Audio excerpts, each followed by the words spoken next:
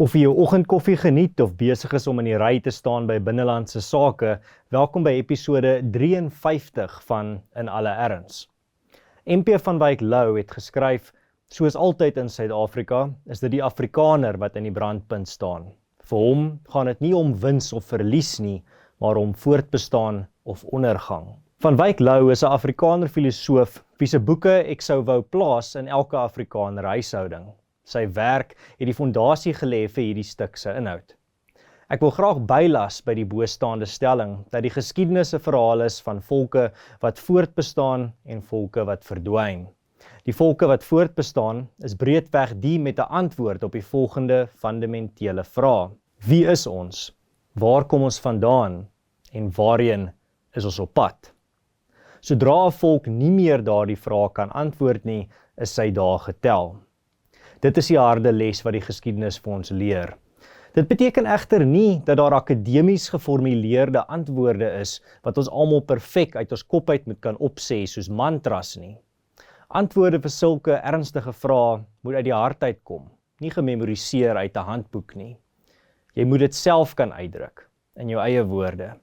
Die Amerikaanse politieke wetenskaplike Samuel Huntington het geskryf: In the post-Cold War world, the most important distinctions among people are not ideological, political, or economic. They are cultural. People and nations are attempting to answer the most basic question humans can face. Who are we? My doelwit is nie om 'n akademiese teses uiteensetting te verskaf van wie ons is, waar ons vandaan kom of waartoe ons op pad is nie.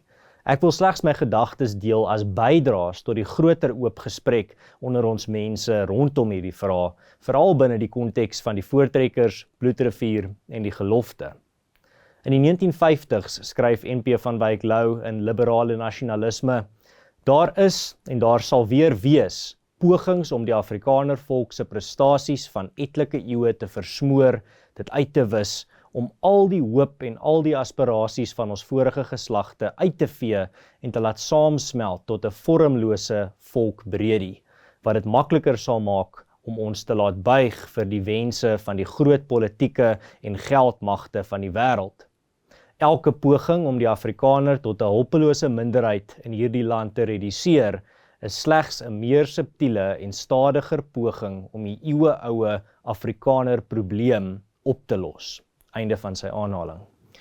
En dit was die voortrekkers by Bloedrivier se stryd, sy uitdaging, om nie gereduseer te word tot 'n hulpelose minderheid in daardie oomblik nie. Binne 'n situasie waar hulpeloosheid hul einde sou beteken. Om hierdie lot te oorkom, het hulle 'n wonderwerk benodig, en die enigste plek waar hierdie hulp vandaan sou kom, is van bo. Ons taal vorm die kern van wie ons is. Volgens Van Wyk Lou is Afrikaans deur Suidelike Afrika gevorm, wat dit in staat stel om die lewe en die landskap hier so volledig as moontlik te kan beskryf. Dat dit oor elke randjie kan vloei en in elke kraakie kan pas. Afrikaners as kultuurgroep is ook hier aan die suidpunt van Afrika gevorm, deur ons ervarings, die vriende en die vyande wat ons teëgekom het, die omgewing en die unieke uitdagings van hierdie hoek van Afrika. Ons het ook ons geloof en vele aspekte van ons ou westerse erfenis, denkwyse en lewensfilosofie behou wat die meeste westerlinge in Europa lank terug reeds verloor het. Toe ek byvoorbeeld vlugtig 'n uitruilstudent was in Duitsland, het die vader van die huis waar ek gebly het vir my gesê dat hy ervaar om met my te gesels soos om met 'n Europeër uit 'n tydkapsule te gesels.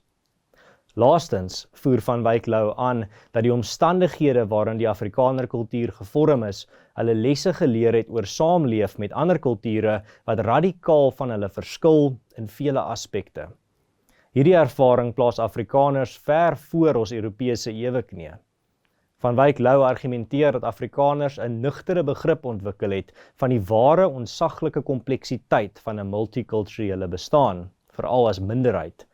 Van Wyk Lou het selfs gespeel met die idee dat hierdie die Afrikaner se lot is, sy potensiële rol in die groter prentjie van die westerse beskawing, dat die Weste nog baie by ons gaan leer, aangesien die Afrikaner minderheid in Suidelike Afrika 'n mikrokosmos verteenwoordig van die Weste in die wêreld.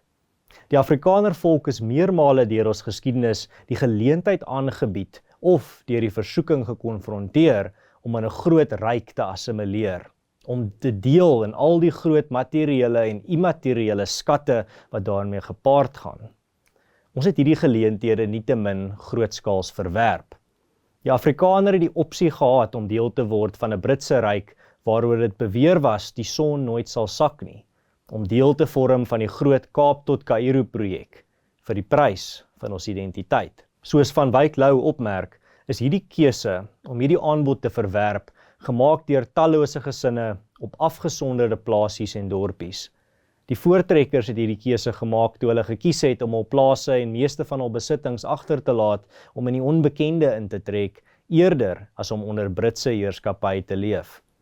Al sou Afrikaners onder Britse bewind veiliger wees, hul kinders beter gehalte onderwys ontvang, saam met beter sakegeleenthede, gesondheidsorg en infrastruktuur, alles materieel sou beter wees, het die voortrekkers besluit om dit alles agter te laat, primêr ter wille daarvan om hul identiteit te bewaar en om beheer oor hul eie lot te behou.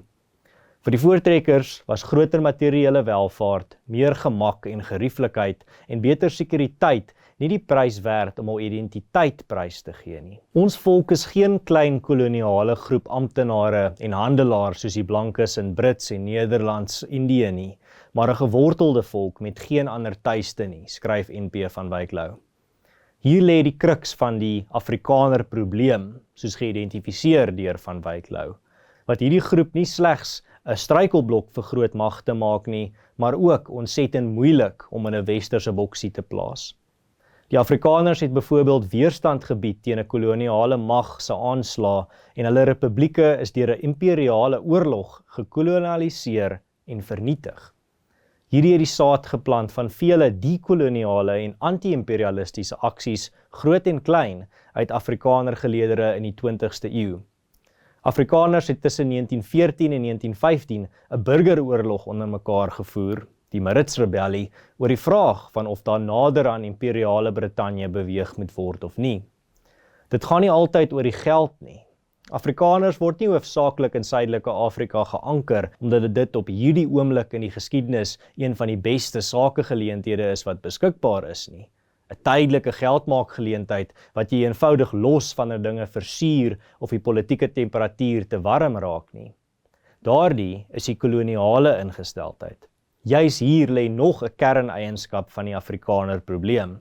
Afrikaners kan nie so maklik omgekoop of ontslaaf van geraak word deur slegs vir hulle genoeg materiële welvaart te beloof nie. Vir die Afrikaner gaan dit gereeld oor immateriële skatte. Aangesien Afrikaners nie 'n satellietgemeenskap van 'n groot ryk is nie, kan hierdie groep nie eenvoudig huis toe beveel word deur 'n koloniale hoofkwartier in Londen, Amsterdam of Lissabon nie. Afrikaners kan ook nie huis toe vlug nie. Alistair Sparks skryf in sy 1990 boek The Mind of South Africa dat hy begrip het vir die eksistensiële angs van die Afrikaner gemeenskap in hierdie tyd, toe die onvermydelikheid van 'n nuwe politieke bedeling op die horison begin duidelik word het.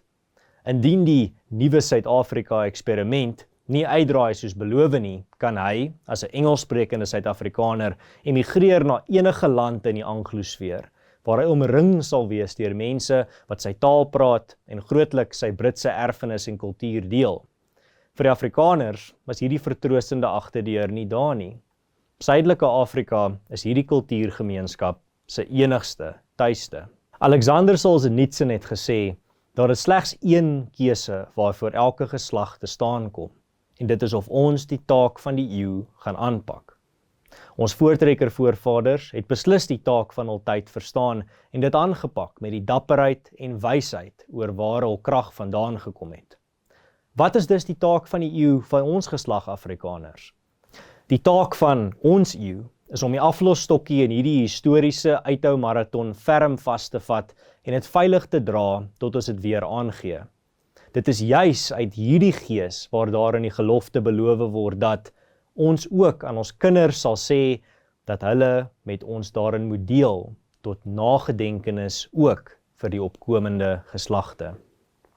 Een swak skakel in die ketting wat ons verbind aan ons voorouers by Bloedrivier kan daartoe lei dat daardie ketting breek. Soos Philip Buys opmerk, 'n volk is slegs een geslag diep. Een geslag wat vergeet, een geslag wat sy verantwoordelikhede weier, een geslag wat nie kans sien om die taak van hulle eeu aan te pak nie. Ons moet onsself vra of ons bereid is om in die geskiedenis opgeteken te word as die eerste geslag Afrikaners wat gesê het dat die uitdagings van ons tyd te groot is. Die berg wat ons moet klim is te steil, die vyand is te sterk. Ek weet nie van julle nie, maar ek weier om so opgeteken te word. Ons eerste verantwoordelikheid is dus om nie slegs vrae soos wie is ons af te maak as vanselfsprekend nie. Ons moet dit verken, debatteer, bespreek en veral verseker dat ons kinders daardie vraag kan beantwoord. Soos Van Wyk Louw voorgeskryf het, in elke geslag is daar die dagtaak om albei ons erfenisse, Europa en Afrika, bloedwarm na aan die hart te hou. Om in Afrika te wees, wetende dat ons van die ou Weste is, en om Westers te wees, sonder om een enkele verskillendheid van Afrika te verontagsaam. Ons tweede verantwoordelikheid is om te weet waar ons vandaan kom. Dit behels kennis van ons geskiedenis en om dit oor te dra in 'n tyd waar jong mense dit beslis nie by die skool gaan leer nie.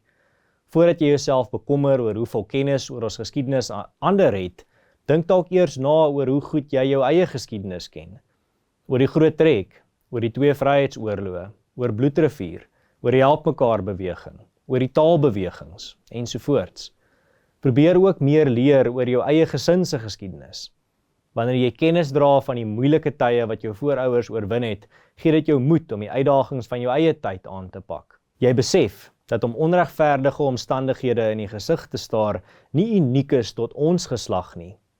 Dis slegs ons beurt. Wat dink jy sou daardie voortrekkers by Bloedrivier of die boere in die Tweede Vryheidsoorlog dink as hulle sou sien hoe party van hulle nasate in die 21ste eeu reg is om tou op te gooi omdat hulle krag vir 'n paar uur per dag af is? Ons derde verantwoordelikheid behels 'n antwoord op die vraag, waarheen is ons op pad? Professor Koos Malan verwys graag na die woestyn van wanorde scenario wat besig is om in Suid-Afrika 'n werklikheid te word. Woestyne is egter vol diere en plante met vindingryke oorlewingsstrategieë. Die versamelvoëls van die Kalahari is 'n sprekende voorbeeld hiervan. Een versamelvoeltjie op sy eie sal verseker sneuwel in die woestyn, maar 'n swerm wat hulle kragte saamspan en 'n versamelnes bou, kry dit nie slegs reg om te oorleef nie, hulle floreer. Ons moet dus verseker, ons is aanpasbaar en dat ons konstant besig is om nuwe planne en innoverende oplossings uit te dink en te implementeer vir die uitdagings van ons tyd. Ons gaan beide groot moet dink en groot moet doen. Leer jou kinders, 'n boer maak 'n plan, maar leef dit ook uit. Laastens het ons 'n verantwoordelikheid om die gesprekke en debatte rondom hierdie kernkwessies ordentlik te hou. Ons meningsverskille mag vurig wees, maar nooit onbeskaafd nie. Ons skuld dit aan ons voorouers wat harde, maar ordentlike godsvreesende mense was. 'n Groot onreg wat ons aan ons voorouers kan doen, is om die lelike stereotypes oor Afrikaners wat ons vyande versprei, deur ons gedrag te staaf. Ons moet ons kultuur uitleef en vier. Ons moet ons taal praat en beskerm. Ons moet ons geskiedenis ken en deel. Ons moet ons geloof behou en op God vertrou. Van Wyk Louw skryf oor vele moontlike volkskrisisse. Een van hulle lui soos volg: wanneer 'n groot deel van ons mense self daaraan sou begin twyfel of ons as volk moet voortbestaan. Die wortel van die propaganda wat teen ons ontplooi word, lê in die veronderstelling dat die Afrikaner gevaar Afrikaners is met 'n gesonde selfbeeld wat organiseer rondom sake groter as onsself, gedryf word deur die dinge wat dieper is as slegs materiële welvaart en weet waar hul krag vandaan kom. As Afrikaners sal ons onsself in hierdie volkskrisis bevind as 'n nuwe geslag begin glo in die narratief dat die bogenoemde 'n bose verskynsel is en dat hulle veel eerder moet streef om geatomiseerde, vryswewende individue te wees om hul identiteit prys te gee. Die gevaar bestaan dat jong Afrikaners tot die teenoorgestelde gevolgtrekking kom as hul voortrekker voorvaders destyds, dat groter materiële welvaart, meer gemak en gerieflikheid en groter sekuriteit die prys werd is van hul identiteit prysgee. Daar bestaan selfs 'n dieper versoeking. Dat die opgee van hul identiteit en kultuur die moeite werd is om ontslae te raak van al die bagasie uit die verlede, wat kwaadwilliges gebruik om gevoelens van skuld en skaamte by hulle aan te wakker. Ons leef in 'n tyd waar sterk magte ons probeer dwing om nie net op 'n sekere manier te dink nie, maar om op 'n sekere manier te leef. Laat ons lewens en gedrag dien as 'n uitdagende strydkreet teen diegene wat poog om ons te vernietig, te verneder, te breek, te onderwerp en te reduseer tot 'n hulpelose minderheid. Laat ons waardes, lewens en geloof 'n lig in die duisternis wees, wat help om ander soos bakens te lei. Aan ons vrugte sal hulle ons ken. Laat daar in die geskiedenisboeke opgeteken word dat die Afrikaners 'n volk was wat doeteenvoudig geweier het om in die niet in te verdwyn. As jy van hierdie episode gehou het, onthou om te like, en as jy op 'n podsending platform geluister het, kan jy inteken daarso, los my 'n resensie, dit help die program, en as jy op YouTube geluister het, kan jy inteken vir nog sulke episodes, en jy kan ook jou gedagtes in die kommentaarafdeling gaan los, ek lees hulle almal en reageer op soveel as wat ek kan. Ek is Ernst van Zyl. Hou moed, hou koers, dink vir jouself en dink vooruit. Tot volgende keer.